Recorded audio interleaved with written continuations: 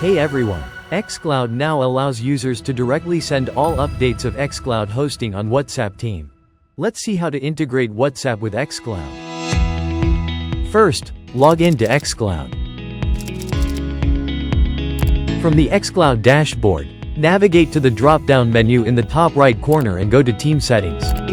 Next, navigate to the Integrations tab in the left sidebar and select the Notification option. Click on the Add New Notification button in the top right corner. Select WhatsApp from the options and enter the WhatsApp phone number with country code. Click on Authorize on WhatsApp to proceed. You will now find the added WhatsApp number in the notification list. With the Disconnect button under Action, you can remove a notification if needed.